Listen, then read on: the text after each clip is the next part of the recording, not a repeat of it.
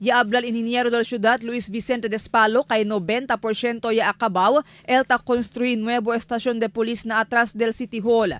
Asegún con Despalo, posible ay completa ya el proyecto na mes de septiembre y dentro de este año ay podía usar con el edificio el Mando Policía Central. Now it's around mga 90% completed.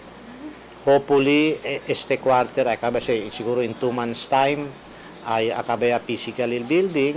Ya aloca fondo de 27 millones de pesos el gobierno local para construir con la estación de polis, donde el Everlast Construction amo el contractor del proyecto. Y a principio según construir con el edificio del agosto pasado año bajo la administración del alcalde María Isabel Climaco. Si Despalo y habla, tiene completo facilidad el nuevo estación, incluido el Yutay Calabozo.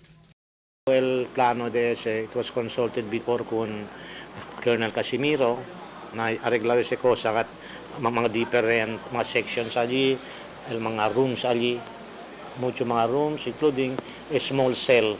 El City Director del Mando Policía Local y de este staff y otra oficina bajo el Policía Central amo el quien ay ocupa con el edificio. Mientras el Police Station 11 amo el quien ay está na daan estasyon de pulis na Magay. Marifita Mayo, Dateline Zamboanga.